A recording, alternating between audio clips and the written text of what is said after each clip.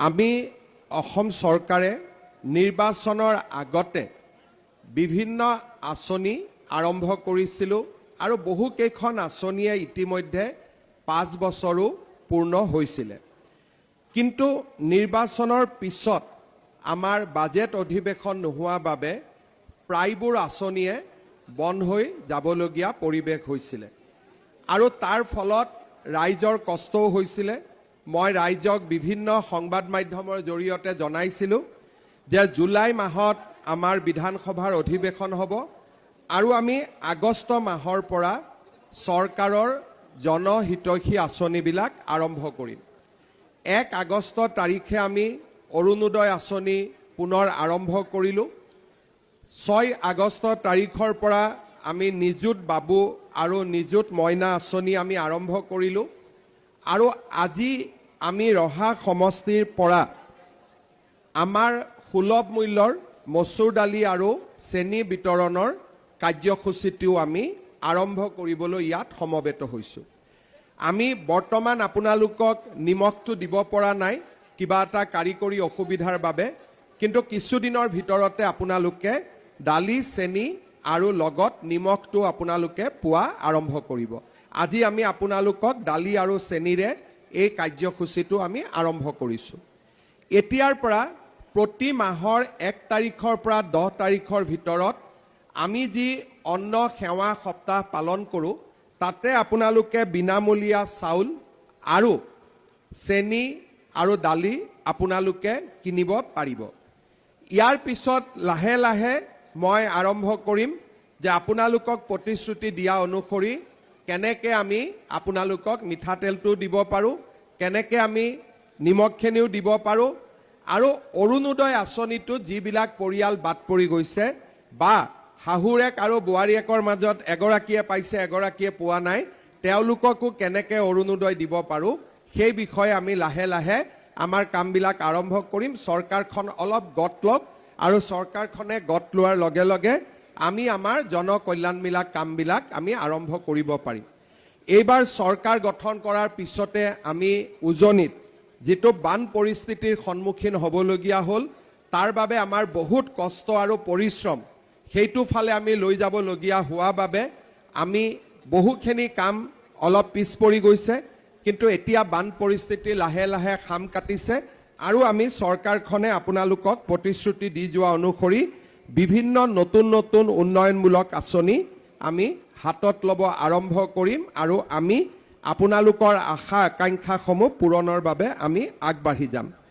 আজি আপোনালোকক আমি জনাবলৈ পাই ভাল পাইছোঁ যে আমি যি বিনামূলীয়া চেনি বা আমাৰ বিনামূলীয়া চাউল সুলভ মূল্যত আমি চেনি বা দালি দিওঁ, ই অসমৰ 70 লাখ পৰিয়ালক সামৰি লয় আৰু 2,48,11,645 গৰাকী ব্যক্তি এই আঁচনিৰ পৰা উপকৃত হয়।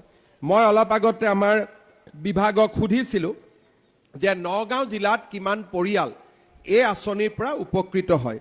তেওঁলোকে মোক জনাইছিলে যে নগাঁৱত 3,85,299টা পৰিয়াল এই আঁচনিৰ পৰা উপকৃত হয় আৰু প্ৰায় 15,83,080 গৰাকী ব্যক্তিয়ে এই আঁচনিৰ পৰা লাভ পাবলৈ সক্ষম হয়।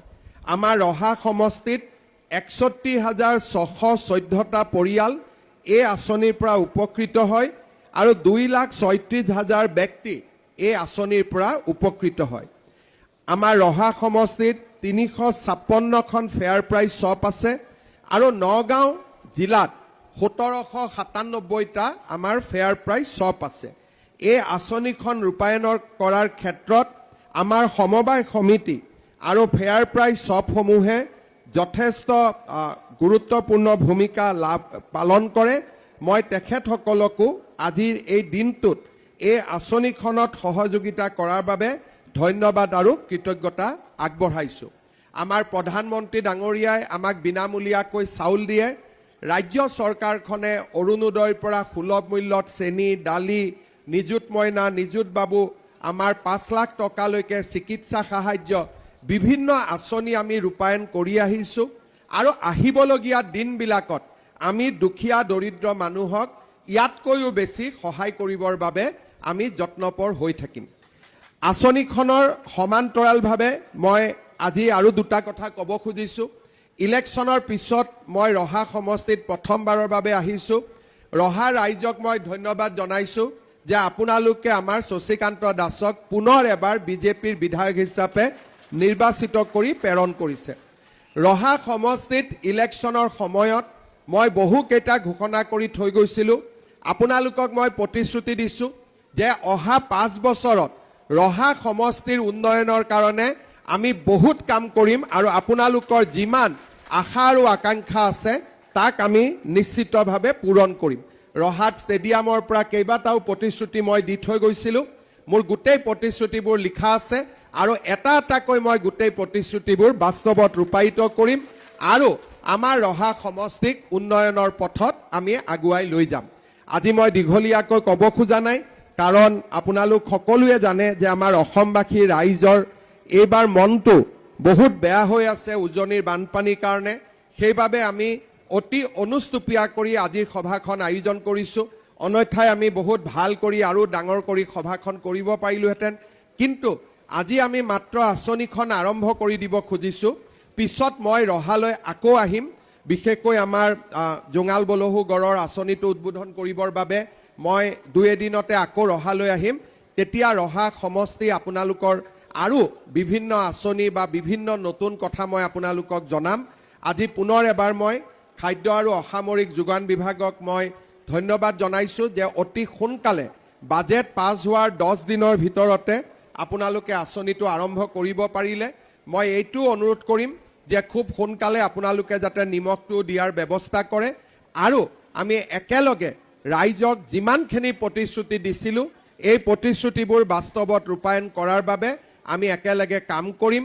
পুনৰ এবাৰ ৰহাৰ ৰাইজক মই আকৌ এবাৰ সেৱা জনাই মোৰ নমস্কাৰ জনাই মই মোৰ বক্তব্যৰ সামৰণি মাৰিছোঁ। ধন্যবাদ। জয় হিন্দ, বন্দে মাতৰম। এফালে যোৱা ৰাস্তা এটা বনাব লাগিব নহয়।